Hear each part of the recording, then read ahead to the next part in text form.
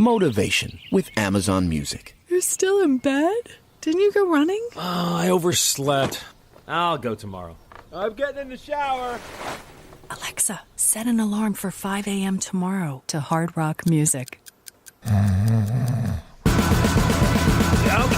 I'm up. The right song exactly when you need it. Amazon Music, the simplest way to listen to the music you love. New customers start your 30-day free trial at amazonmusic.com. Renews automatically, cancel anytime.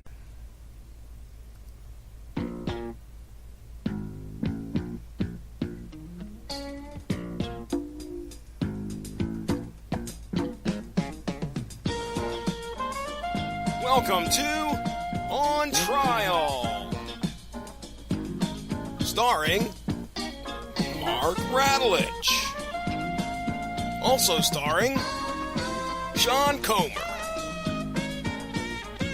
Hope you're ready, Hollywood, because you're on trial.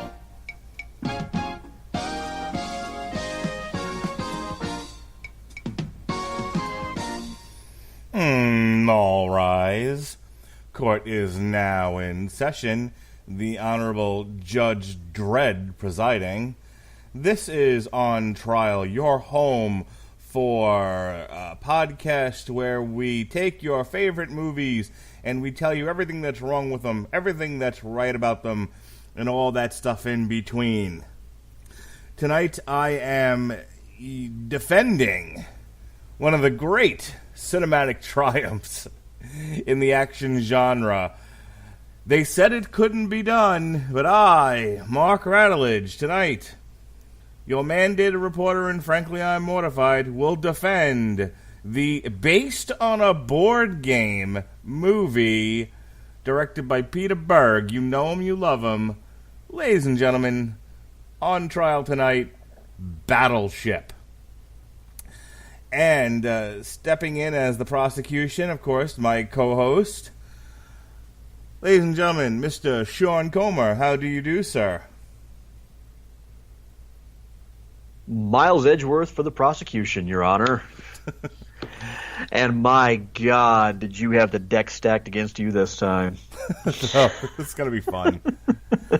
All right, so real quick, I gave you a whole bunch of picks. I tend to pick the ones that go along with whatever we're doing on Damn You Hollywood, but just doing some different things with the schedules. I said, why don't we let On Trial be some off week type stuff, and where there wasn't a movie to synchronize with, I said, okay, Sean, you take us in any direction you like. So this is the beginning of the summer of Sean. We have this one. We have this.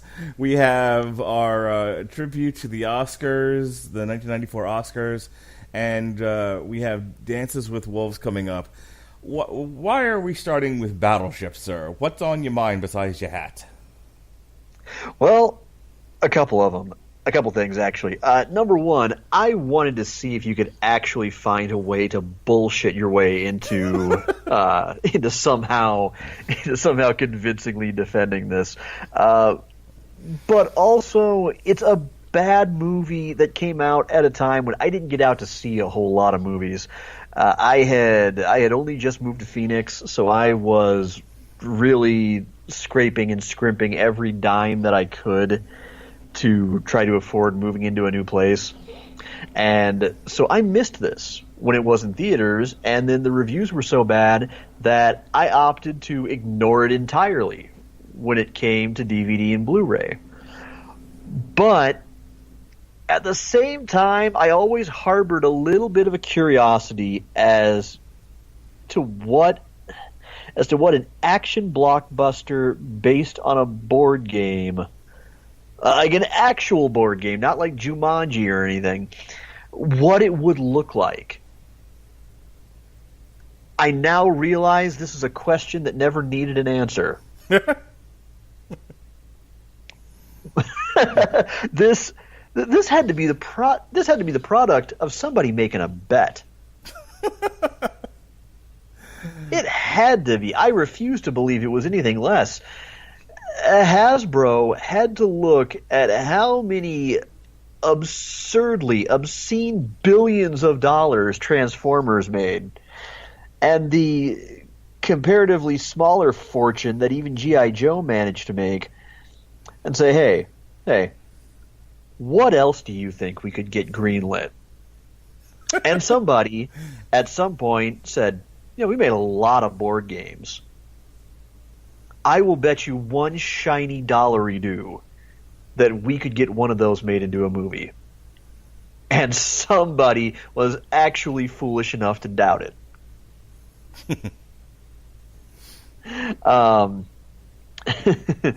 In a world in which I have now seen movies based on emoji and major food manufacturer brand mascots battling it out and matching wits for 90 minutes to 2 hours apiece. Why, oh why, was I ever surprised that this got made? And it's not impossible to make a good movie out of a board game either. I mean, hello, Clue. Oh, Clue is brilliant. Oh, yeah. Clue is an absolute masterpiece that was made, some 30 years ago? At least, yeah. Something like that, probably even longer ago, probably even further back than that. And it outshines this by orders of magnitude. What we have here is we have the world's most expensive Friday Night Lights reunion.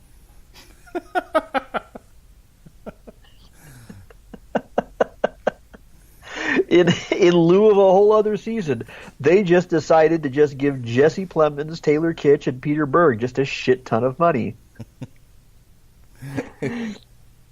Here's $220 million, kids. Have fun. What do you want to do with this? Why don't we make Battleship into a movie? Are you high? A little.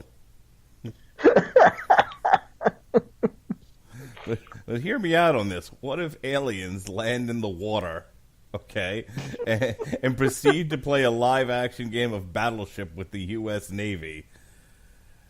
Whatever it is you're smoking, give some to me, because you clearly had too much and you need to share. But here's the coup de grace, okay? Here's what we're really going to use to sell this movie. Are you ready? Sure. We're going to get Rihanna. No, that's dumb. Oh, God. Yeah. As I learned while researching this, the decision to cast her came from, I shit you not, Peter Berg being impressed with the way she handled a Diane Sawyer interview about her being beaten by Chris Brown. That was his actual eureka moment to cast her. And she said she took the part because it didn't seem like something too big for her to handle. And yet she clearly whiffed. And she still won a Razzie for it. Yeah, she's terrible. I mean, look, I'll go ahead and say right now, I have an argument for this. I want to hear your prosecution, but I have a set argument for this movie. But again, when it comes to Rihanna, we love Bart.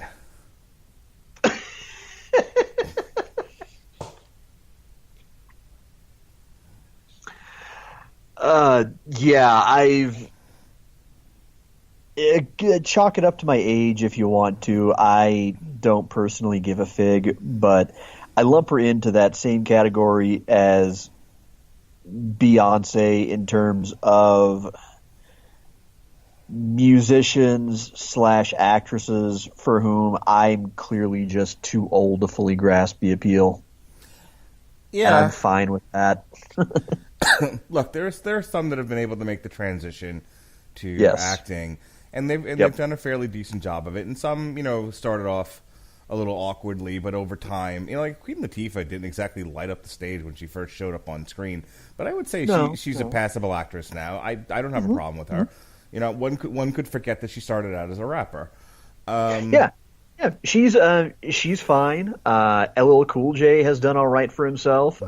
Same could be said for Ice Cube, Ice-T, and I'm sure if you looked outside of hip hop and R&B, you'd probably find some more examples. But they can't all be winners. And Rihanna, no. And Rihanna's a really good example of not a winner. No, she seriously isn't. And really, there's not much to the making of this movie to speak of. First and foremost, just to get the black and white numbers out of the way. As you pointed out, the budget was somewhere in the neighborhood of between 209 and 220 million. Did 303 million at the box office. So it made its money back, and by contemporary Hollywood standards, not a whole hell of a lot more. In other words, it didn't make Transformers money. So it was destined to kind of go down as a failure. Pretty impressive cast. As I said, this is one of a string of blockbusters that tried to really get Taylor Kitsch over as Hollywood's next shining star of a young leading man. He plays opposite Alexander Skarsgård. You've got, as I said, Rihanna.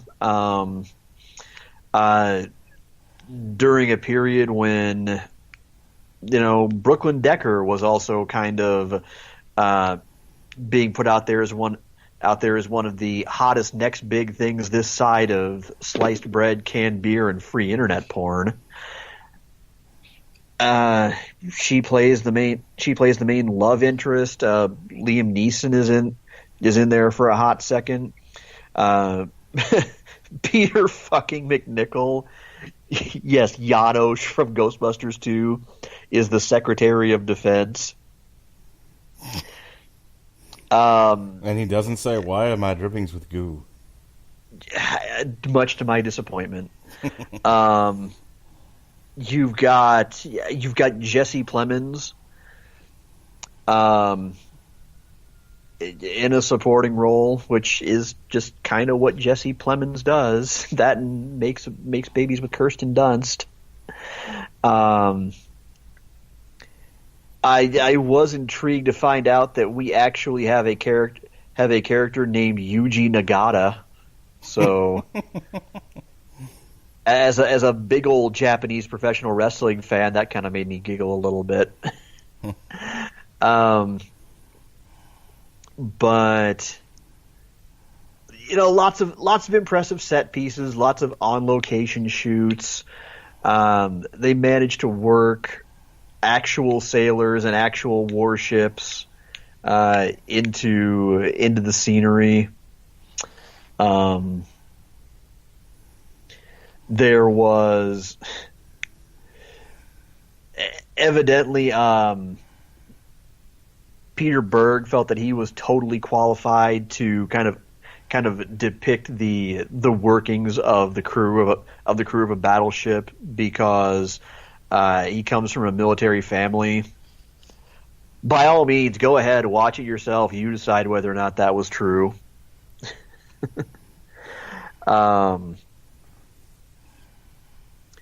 But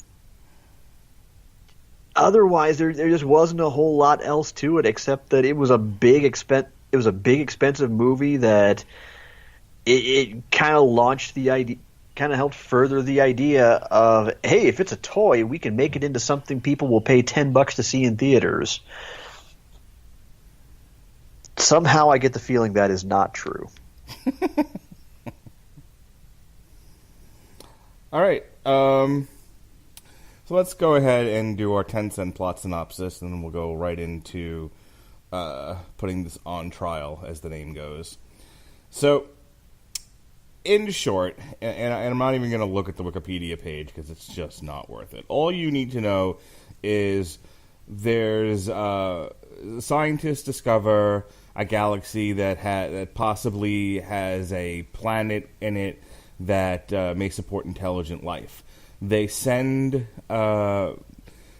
they try to contact said planet, and around the same time, Taylor Kitsch is a ne'er-do-well, not doing much with his life. In an effort to impress a girl, he gets himself arrested, and his brother says, you know what, you're a fuck-up. You need to go into the Navy and get yourself right, which he does. So fast forward 7 years, and we have two things happening. One, we have a couple of things happening. One, we have Taylor Kitsch, who's trying to marry the girl he was trying to impress, who turns out is the daughter of a Navy officer, who is Liam Neeson. Taylor Kitsch has, in fact, joined the Navy, but because he's still kind of a fuck-up, he's just a fuck-up in uniform, he's about ready to get thrown out of the Navy, and aliens land. The aliens that were contacted in a galaxy far, far away have shown up to Earth, and like every alien in the Hollywood universe, they're here for our resources. They have come a-conquering. The only friendly alien in the history of cinema is E-fucking-T. Not Mr. T, E.T. Although E.T., Mr. T is probably an alien too. You heard it here first. Anywho. So, in the process of landing on the planet, the communication ship ends up crashing.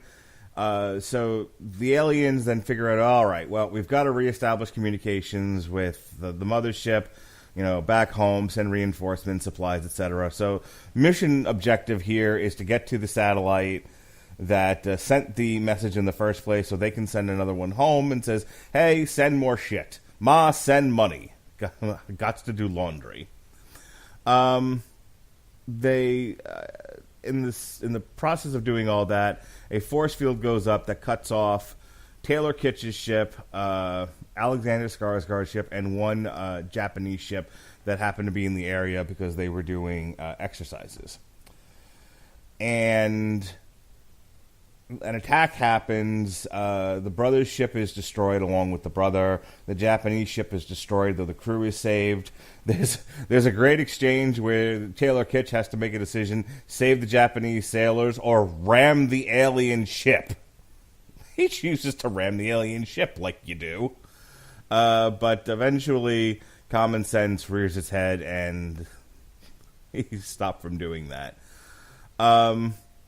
While this is all happening, what's going on with his beautiful girlfriend? Turns out she's a physical therapist, and she's working with a retired double amputee Army colonel, and they're hiking. They happen to be near where the satellites are. They run into a scientist who said, hey, if we ever run into aliens, we're probably going to all get killed. Turns out he was right.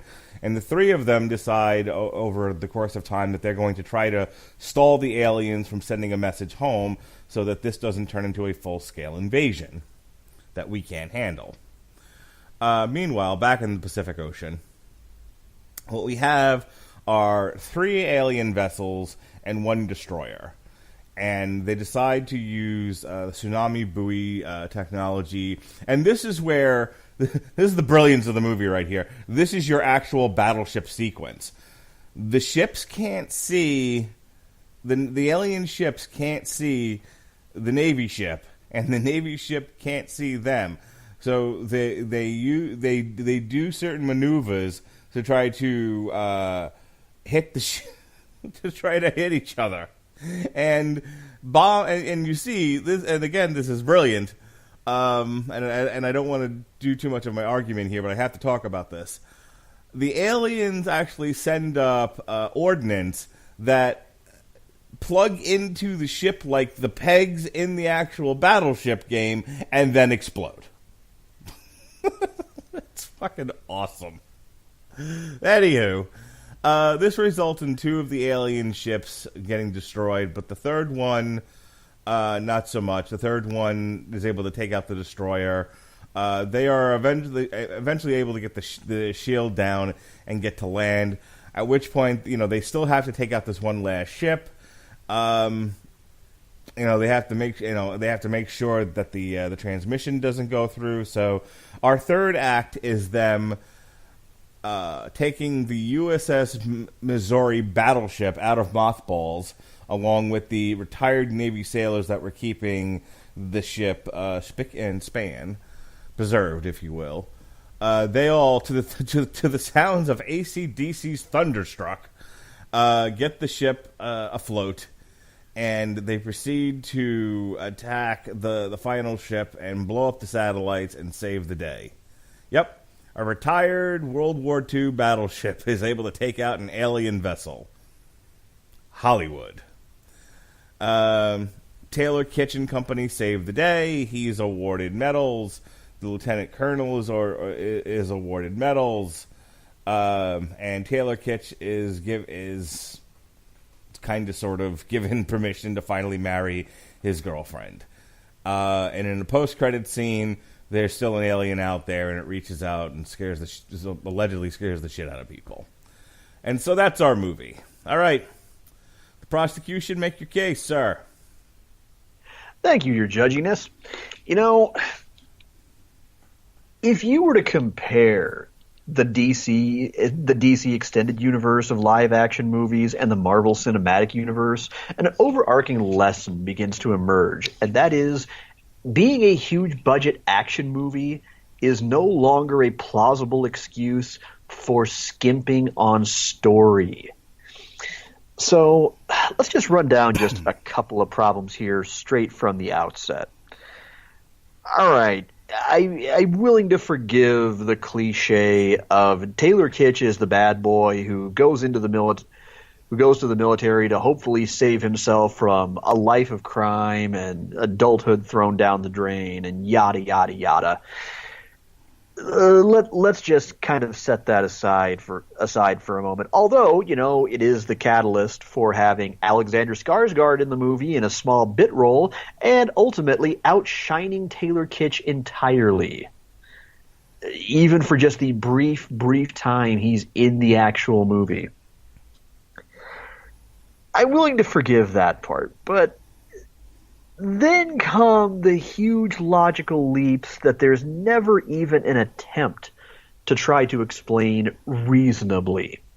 Okay, for starters, we have an alien race that has come to Earth because, once more, as is always the case in these movies, humanity always just assumes that the aliens are going to come bringing beers and bitches.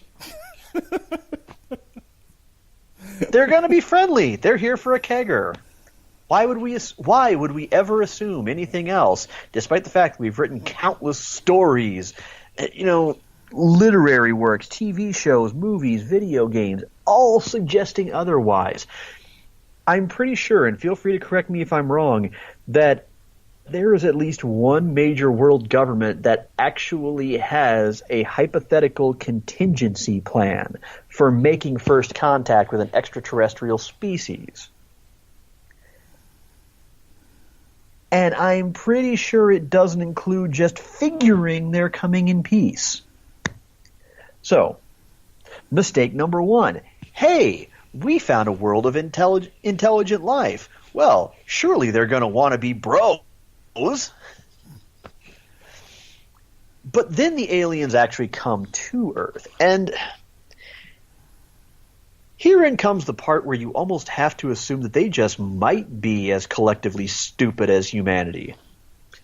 Because while approaching from orbit, and with light years upon light years to get the lay of our land and decide on ideal points of attack, maybe play a few games of our primitive Risk to test out a few battle scenarios. What do they decide to go for first? This alien species that is apparently critically allergic to sunlight? Hawaii. They're going to come at the entire planet by first attacking Hawaii. Okay, when it was Japan poking the bear during World War II, it made strategic sense. when you are bringing the might of your species down upon an entire planet filled with colossal land masses and massive cities, you're going to go after a little group of islands soaked in pretty much your one weakness. I hope your head is starting to hurt already. I really do. This is your point of attack. We're not going to figure, we could attack there, but there's this massive land ass. I've been under the weather the past few days, forgive me.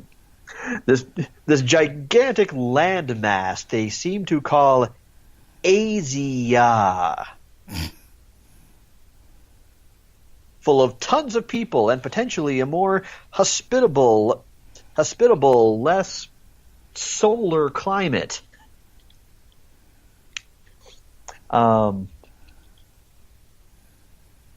We could really strike there and just spread outward across Asia and conquer it in the manner of the fabled human hero Dom Toretto, and just take the whole thing and just attack outward from there. Just expand our empire that way. No, let's go for the vacation hotspot. Because why not? After that, it's one cliche after another. Taylor Kitsch, really, let's be honest, he just kind of fails upward through the ranks to eventually become an officer somehow because plot says so. As I mentioned, his brother Stone, played by Alexander Skarsgård, gets killed off and kind of serves as the fire in Alex's belly to get revenge on them battle aliens that we kind of sort of provoked. You have the quiet, unassuming nerdy guy who has already figured out way ahead of everybody else that oh no, the aliens don't want a party. They kind of want to break whatever passes for their feet off in our asses. And of course, does anybody listen to him? No, not until it's too late. You've seen one of these movies, you've really seen all of them. But again, the problem is you look at the budget and you look at $220 million. You couldn't have spared some of that for a non-brain injured writer? For somebody who looks at this story and then says to the studio executive, says, okay, I don't know whose cousin you had write this and whether you can get the money back, but sweethearts, I'm going to sit here and explain to you like you're 5 why this is all a very stupid thing. You really have to shoehorn in the actual references to the game too. And that's the kind of tragic part. Is I was intrigued when I initially heard about it. I didn't think it was going to be good, but I was at least intrigued to know, okay, how are you going to take this basically storyless, by-the-numbers strategy game and adapt it into a full-fledged 90-minute to 2-hour movie? Well, they kind of found a way. I mean, it's like Mark said, it was contrived. It was ridiculous. It suggests that we might want to throw our... No, you know what? Here's another one. These aliens have mastered travel across the stars. They've come from a distant planet to make war with us. And yet, once they're here... our most rudimentary satellite technology. Correction, sabotaging our own rudimentary satellite technology is enough to make it so that they can't render a visual targeting solution on one of our warships when it's within, like, reasonable physical proximity? Like when they're fighting in the same body of water. They're just rendered helpless. All they can do is pretty much just fire blind. We can't see them. They can't see. This is a species that has mastered space travel. And evidently, they have all the target acquisition. They can acquire a target with about all the prowess of a stormtrooper. How did you even manage to get to the right interstellar body? How did you make it to Earth when you can't? How did you manage an FTL jump when you can't hit a boat with reasonable assurance when you are in the same goddamn body of water?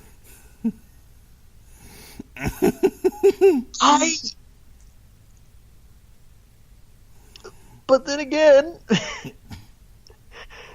they're further undone by the Greatest Generation when later in the movie we cobble together a herd of elderly sailors and manage to take down their theoretically advanced beyond our comprehension warship with a completely decommissioned World War II battleship that, and I'm going to ask for the defense's help with this one, about how long was it suggested that all these retrofits took to make it battle worthy again? A few hours. Okay. All the modern bleeding edge military technology at our disposal, and we decide that we're going to take the military industrial equivalent to dental floss and clarinet reeds to a disused battleship in about the time it takes to watch an extended cut of a Lord of the Rings movie,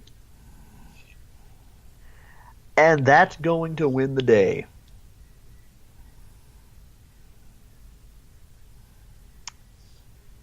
Oh God, it hurts.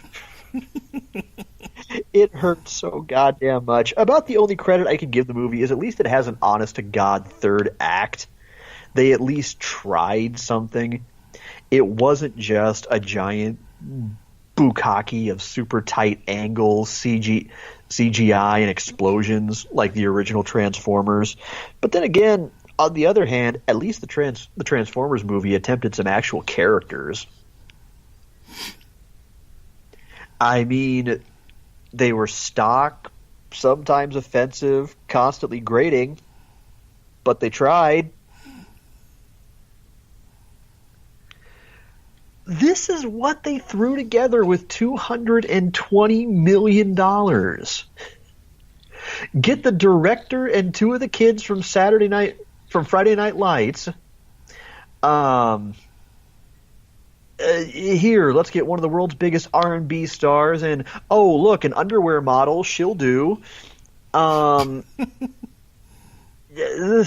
Someone evidently got wind that Liam Neeson needed the money. And could spare a few days of his time. Objection. So the story goes like this. Liam Neeson wanted to buy a boat, and his agent goes, well, if you want to buy a boat, boy, have I got the movie for you. And I pray to God you're being hyperbolic. I'm quite so. Quite so.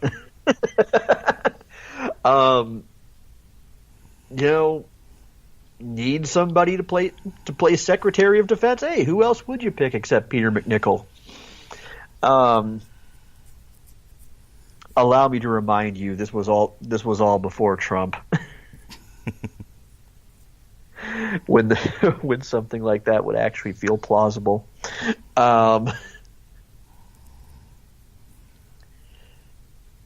It's the reviews really speak for themselves. You have people who are able to look past it all and just say, fuck it, it was dumb fun. But then you have everybody else who just says, no, just no. We've come so far since then that really there's no excuse for having a movie where you're just saying, okay, you can either have boom boom or you can have story. You can't have both. No, because so many movies have given us both of them. And they've done so on a lesser budget. I mean, the fact this thing even made $8.8 million on its opening day and it finished second place to the Avengers when it debuted. It is more than a little bit stunning. It really is.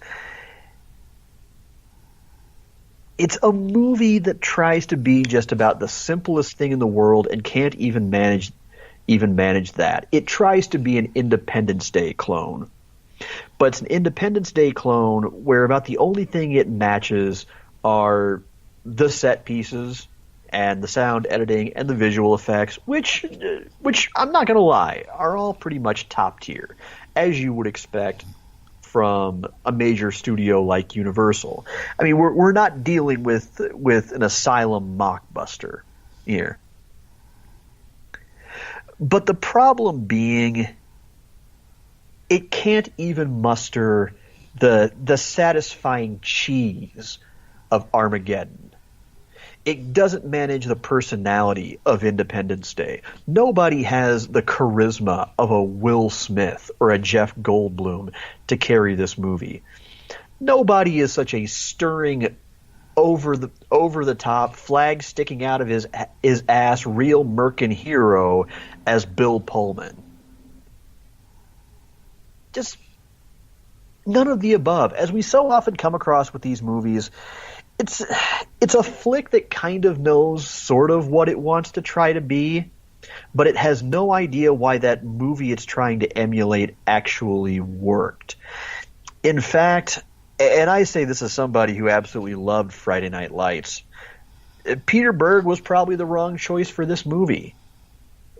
I'll go out on a limb and say that actually had you put Roland and Toby Emmerich at the helm of this thing, you might have ended up with something not just watchable, but kind of surprisingly good. I mean,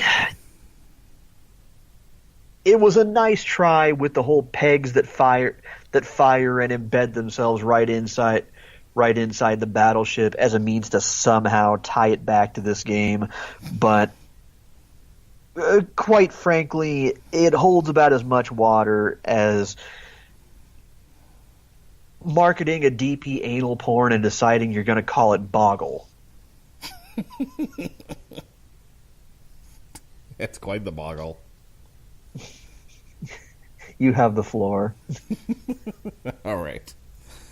I submit to you my first bit of evidence. Thunder.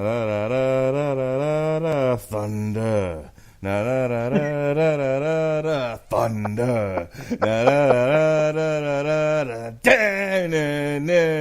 You've been thunderstruck. Come on. Everybody knows in Hollywood and around the world that when you hear AC/DC's Thunderstruck, you know you're in for a party. That is magic movie mania right there. Thunderstruck.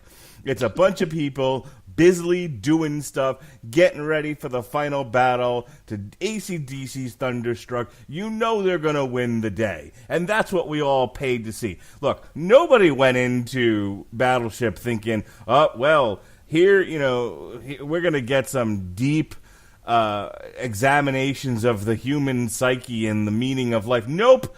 You went in to see an action movie based on a board game. And they threw in AC/DC's Thunderstruck. Mission accomplished. Now, let's talk about this movie for just 1 second. As we said in our preamble, Rihanna's terrible. Okay? But for the most part, her aside, and she doesn't take up too much screen time, thankfully, a lot of the movie rests on Taylor Kitsch, and he's trying. You know, he certainly gets angry in all the right places. He certainly looks dazed and confused in many of the scenes and in over his head, and that's what his character was. His character, I mean, when you think about, you know, the prosecution said that there's no story here. In many ways, Battleship deals with the hero's journey. Okay? So you have this guy who does not want to be a leader. He does not want to have the power. Does not think he is deserving of the stature that his brother has earned. And when life and death struggles rear their head, he is faced with having to take on the mantle of leader, even though he's not ready for it. He doesn't want it. And at first he makes some really terrible choices. But over the course of the movie, and again, we've seen this in many other movies before, not nearly done as well as it's done in Battleship, I'll have you know. You have a guy who rises to the challenge and is able to learn a little bit about himself, forgive himself for his past transgressions, and take ownership of the fact that he does deserve good things. He deserves a hot blonde model wife, okay? He deserves medals. He deserves to win the day against alien invaders. He's not a bad guy. He deserves all those things. And the movie tells us that. And it tells us that, I think, in a very simple but effective story. So the arc is there. I mean, when we talk about putting a movie on trial, you have to ask, well, what is it guilty of in the first place? Is it guilty of trying to be Hamlet and failing? No, this was not trying to be Hamlet. Nobody thought that. Nobody. Okay? Nobody who greenlit the thing thought, okay, we want Hamlet on a battleship. Nope, that's not what happened. Nobody said, I'm going to buy my ticket. This is going to be Hamlet in the Pacific Ocean. Nobody thought this. They went in to see, hey, I hear there's a movie out there that's based on a board game where aliens attack and they blow them to hell with battleships. Awesome. That's it. That is all we had to see. Does it borrow a little from, Independence Day and some of these other alien attack movies? Sure. But, I mean, are we really going to sit here and bemoan, oh, there's nothing new in Hollywood anymore? Of course there isn't. It's what you do with that story. And I thought, when you think about the aliens in Independence Day and how overpowered they were, in a lot of ways it takes the fun out of that movie for me. A lot of these aliens that come down, the xenomorphs from the Aliens franchise, the Predators, they're so overpowered, it's almost unbelievable that the humans ever win. They are all Thanos. As said in the comic books, not the movies, there's no spoilers here. But as said in the comic books about Thanos, he's so powerful, the only way that you can beat him is if he allows you to. Which isn't fun for me, and I don't think it's fun for a lot of people. And that's what happens with a lot of these alien attack movies, is that they're so overpowerful that they have to make an overridingly stupid mistake that isn't really believable in the narrative in order for the good guys to have their opportunity. These folks seem like they're from the Alabama of space. Okay? These guys, they can't see in sunlight. They're like half vampire. They're crashing ships. Could you imagine the dialogue on those spaceships? Hey, Ma! We're almost there! Hey! You're going to hit that satellite! I shouldn't have drank before we flew here. All right, I mean, I'm imagining that's what happened. So, these redneck aliens, okay, in their junky ships, fly here because they too are facing the idiocracy on their world, and they have to get off of it before President Alien Trump sinks them to hell. It's all in the movie, folks. You just got to look for it. Stop making laughter hurt. It's brilliant. Battleship, it's brilliant. So you really do get a sense that they have a fighting chance against these mopes who flew here and crashed into a satellite and into Tokyo, Hong Kong, and now they're in the water, and, there's an alien that you didn't see in the movie, but I'm sure he's there, and he's got a bucket, and he's trying to get the water out of the spaceship, the whole deal.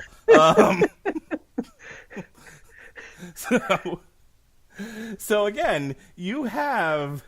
at first it's like, oh, aliens, oh, we're in trouble now, but like we're kind of evenly matched, right?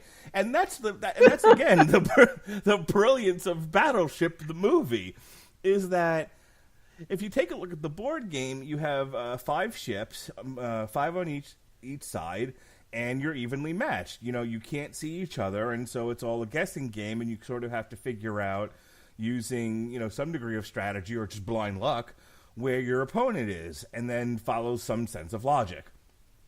And that's exactly what that sequence in the movie is. They made it a point, the prosecution said it was shoehorned in, but no, they made it a point to set up a sequence where neither one of these opponents could see each other, and they had to employ some degree of creative logic in order to find one another. And we got a fairly interesting action sequence out of it. It's not one I've seen in a lot of other movies, so points for creativity and ingenuity there.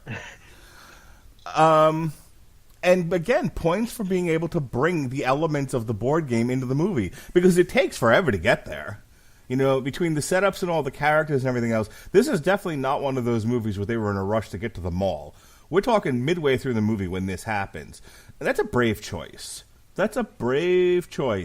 Because you could get to the point where you could forget this was based on a board game, and you're just in some sort of like sci-fi action adventure, with redneck aliens and Navy seamen fighting it out in the Pacific Ocean. And then you're like, oh yeah, and then they do the sequence. You're like, oh yeah, this is Battleship. Duh, got it. It's a very pretty movie, the prosecution brought up, like, with all of your maps and technology and ability to travel through space, you land in Hawaii of all places. Well, again, they were drunk, and and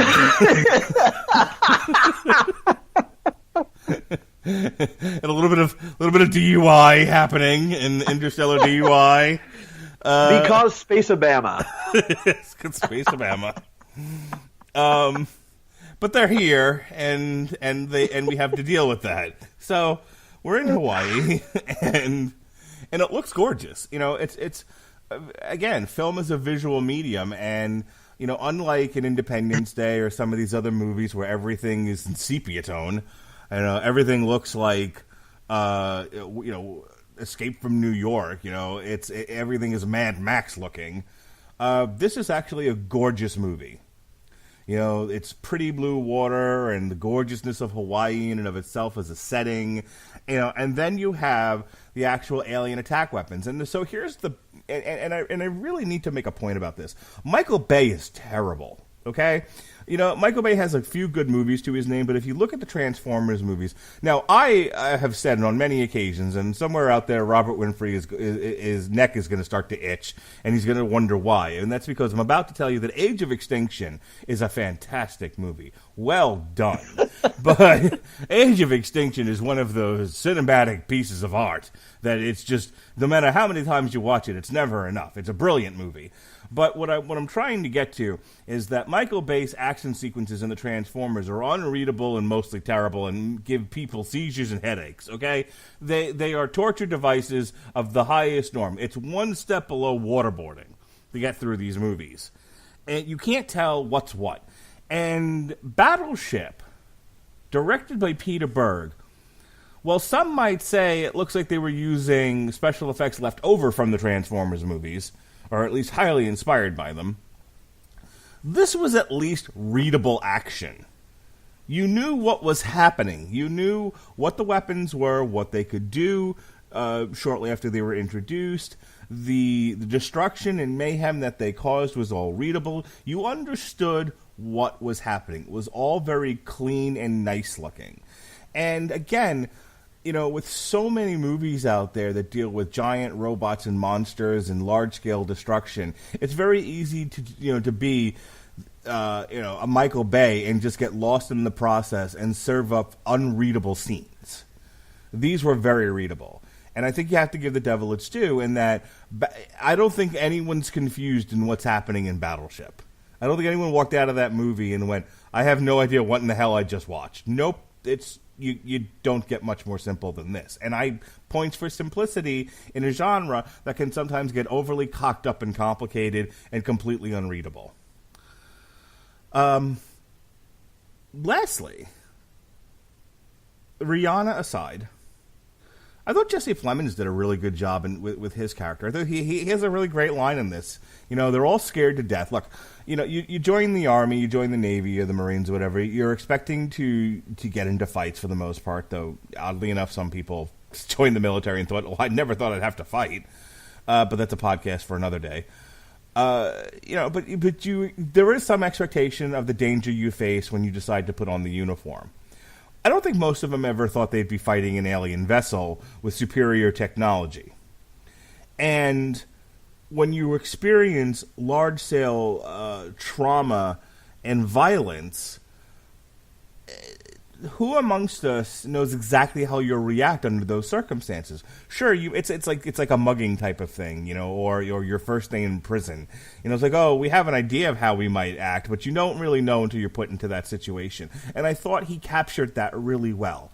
There's just everything's on fire, everyone's screaming, and everyone's frightened. And Jesse Plemons looks at Taylor Kitsch and says, "Give me an order, sir. I don't know what to do." And I thought that was very believable. In a schlock movie where aliens from Alabama invade the Earth and have a fight in the water for some odd reason, I thought that was a very human moment in a wildly absurd feature. So points for Peter Berg and Jesse Plemons and the writers for not forgetting what it means to be a human being in fantastic circumstances. Because a lot of movies do. A lot of movies really will. It's just one action sequence after another, and there's no humanity. And I thought, and this might sound like a strange thing to say about Battleship the movie, but I thought in many places this was a very human movie. Again, you have Taylor Kitsch with his struggles. You have Jesse Plemons with, trying to figure out what to do in a moment of panic. You have a couple of other sequences where people are just trying to figure out what to do next and not die. And you save a lot of that for, like, war pictures. The real-life story of the soldiers who took on the impossible fight and won, and, that sort of thing. And they use those dramatic elements in a story with redneck aliens fighting in the Pacific Ocean with a Navy ship. So kudos and points for remembering that that movies should be about people and not just explosions. Which is a weird thing to say about Battleship, but I 100% believe that. The defense rests. Well, the defense mentioned the notion that nobody was really expecting Hamlet. No, we weren't expecting Hamlet, but we were kind of hoping for something better than a movie that it feels like it should be preceded by "We've got movie" sign. I mean, you only get to take a fairly novel idea, like a movie based on Battleship, and do it the first time once. That's your one chance to make a good first impression. What do you decide to do with it? Space-Obama aliens. They don't necessarily outmatch us with technology. They're not strategic masterminds. Nope, they just kind of caught us by surprise was really all that happened here. That's it. We just kind of had to sit there and go, well, we certainly didn't expect that. And of all the scenarios we ran down of ways aliens might try to conquer our planet, we didn't expect them to go for the tiny islands first. Not sure what that's all about. Just bypassed all the major population centers and all the geographic advantages of other areas they could have conquered much more quickly. I mean, I'm sorry, Mr. President. Hawaii? Really? Did you not see the bumper sticker on the back of the alien ship that said Spring Break?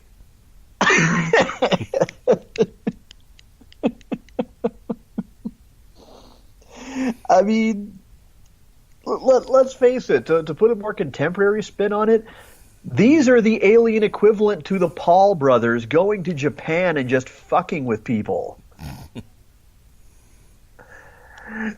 So it not only serves to make the movie predictable, but not even really all that interesting when you have to think, when you really stop and think about it and go, we have a pretty enormous advantage here. I mean, man, let's hope we're at least going to get some interesting personal development out of this. And nope, that's pretty much by the numbers too.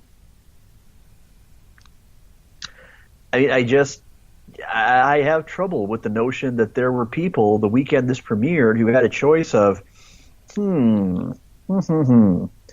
well, I could go see the Avengers for a second time, or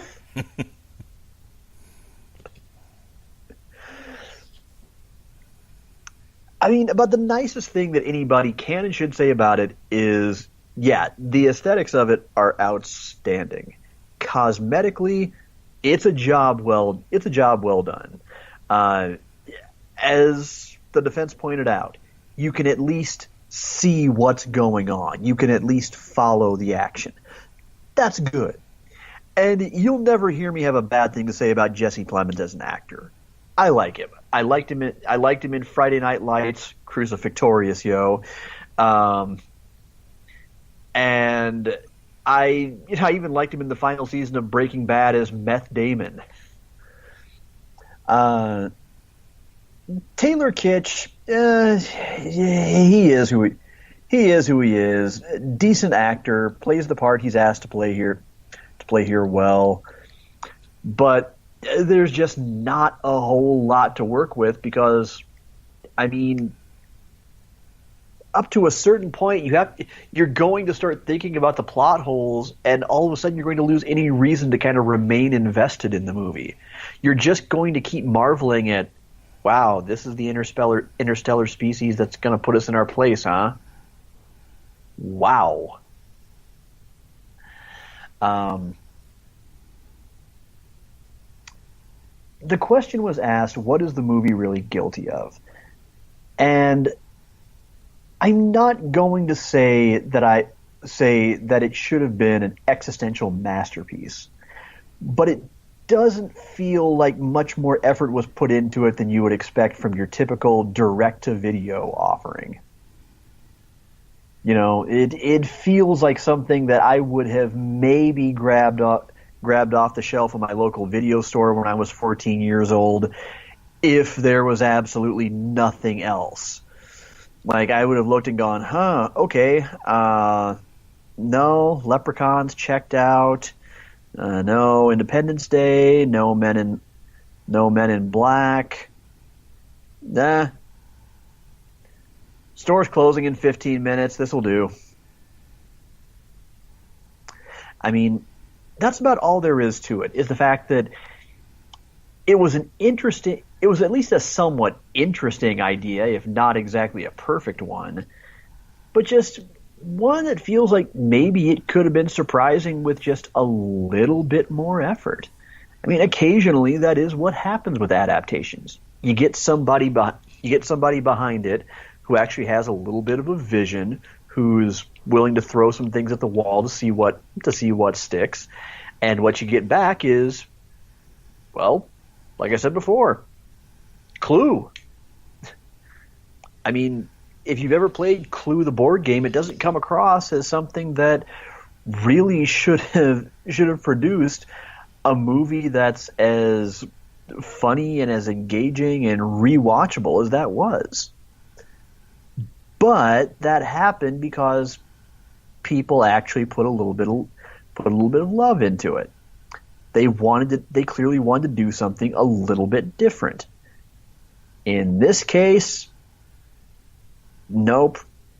Nope. Why bother? I mean, just don't go for the home run. Don't even go for a single. Just try to kind of lean into the fastball a little bit. You know, and that way you'll at least get to first base. And that's what this movie did. It at least made its budget back. It got beamed in the nuts. It took its base. But man, would I have loved to have seen somebody who actually took a look at that concept and went, okay, I can work with this. I can make this into something special. I can take this chicken shit and make chicken cordon bleu out of this. But then again, this is Hollywood we're talking about. And by the way, speaking of which, I invite you all to check out my forthcoming independent Czech snuff film, Hungry Hungry Hippos, coming to an art house near you, 2019. Terrific. All right. I don't even have a rebuttal. So I remember the first time I watched this, sort of our closing discussion. I remember the first time I watched this, I was putting away laundry. It was sort of background noise. I think I had got it on Netflix or whatever. And I remember thinking, God, this is so stupid. This is the dumbest thing I've ever seen. But I wasn't in the mode where I had to be accepting of it. You know, like going into this podcast, I watched the movie with a mind of what's good about this. Before it was just like, well, what do you got from your movie? Impress me, and it didn't. And I continued to put away T-shirts. I had a much more enjoyable experience the second time around watching it, trying to figure out what's good about these things. And and if nothing else, it kind of taught me the lesson of, you know, don't treat movies like some people do a significant other in a relationship. Go on, make me happy. I'm not putting any effort into this, but you make me happy. You be good. And then when it's not, be mad about it. It's like, no, you have to kind of go in and be somewhat ready for probably some of the nonsense you're about to be exposed to. You're the one that chose to watch a stupid alien attack movie based on a board game. So yeah, I enjoyed it. I watched it by myself. I normally I try to show these things to my kids, but they saw what I was watching and they went like, all right, lots of luck, and they went about their day. But it's fun to. Somebody asked me today. I was talking about this at work. I said, I'm going to do a podcast tonight where I'm going to try to talk about the merits of Battleship, and they went, why? Why would you do that? And I said, to me, it's a lot of fun to take a movie that's universally panned and try to figure out what's really fun, what's good about it, what's fun, what worked. It's when I posted this on Facebook, of course, people, it's like, tonight, Battleship on trial, and people immediately just started commenting guilty. But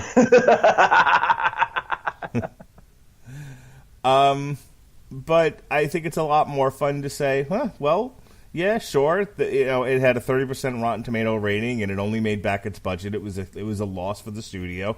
But what's good about it? Where does it work? And really try to stretch a bit. Here's my question, though, and it's one that I really should have brought up earlier. There's a point in this movie where, via some kind of telepathic link, it's revealed that these Space-Obama invaders are actually on a bit of a winning streak when it comes to conquering other worlds. Holy shit. How pathetic must the other supposedly advanced species have been that they got their asses handed to them by these guys? They probably were not. They probably did not have 50-year-old battleships just waiting to be renewed. Was this the space combat equivalent of the Seinfeld episode where Kramer takes a martial arts class and spends the entire time beating the piss out of elementary age children? Probably. Until they all gang up on him in an alley?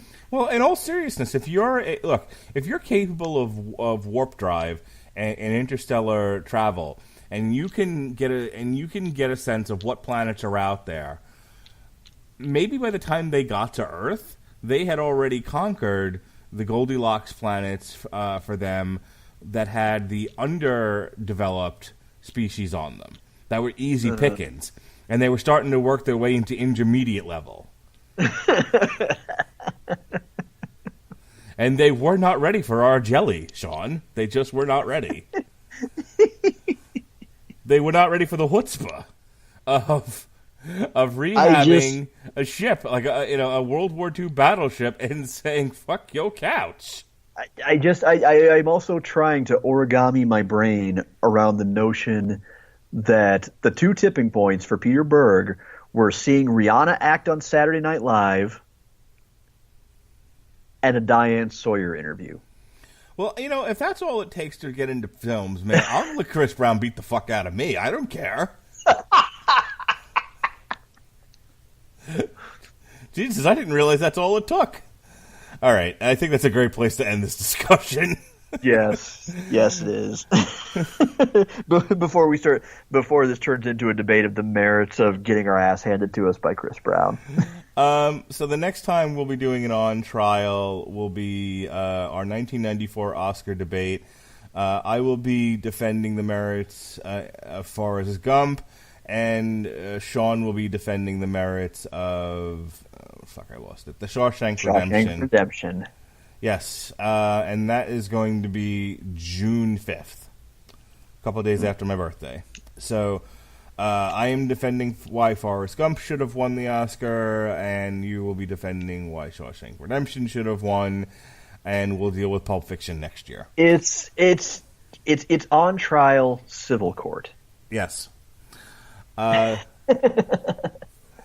But we're not done with Sean just yet. Sean's going to join us next week for our Arrow Season 6 discussion, really all things Arrow on the CW we'll talk about. The finale for this season of Arrow will debut a week from Thursday. So, before that final episode, we'll talk about Season 6, we'll talk about the preceding seasons, and we'll take some guesses as to what happens in the finale. It'll be myself, it'll be Sean, it'll be Ronnie Adams of the Screaming Boy Podcast. In the meantime, check out our He-Man Thundercats episode on Source Material. Check out the Screaming Boy Podcast where we discuss what the hell happened to MoviePass. Tomorrow on the Metal Hammer of Doom is the Monster Magnet, Mindfucker, and just announced, because I've been sleeping too much lately. I need to start having some nightmares. We're going to do a commentary on The Last Unicorn, and that's this Thursday on the Rattlegion Broadcasting Network. It'll be a cast of thousands. Haggard Unicorn! All right, go ahead and do your plug, Sean. Nothing really to plug. Follow me on Twitter to drop off all your love, hate, and respectful disagreements at Comer Codex. And several times a week, you can also catch me playing video games on Twitch at twitch.tv/ComerCodex. Lately, I've been playing a whole lot of Bloodborne, Overwatch, Smite, and Dead by Daylight. My schedule is a little bit inconsistent because I'm in the home stretch of getting ready to move back to Phoenix, and so I'm working on a bunch of other stuff. And also, as I said, I've been a tad under the weather this past week. But yeah, lately, if you just can't get enough of me in your life for some reason, number one, God help you, and number two, just hit me up there. We'll hang out. We'll have a few laughs, we'll cry, we'll question the meaning of life, and in the meantime, never dull your colors for someone else's canvas. All right, everybody, that's the end of our show. All rise. The honorable judge has left the chambers. Be well, be safe, and behave.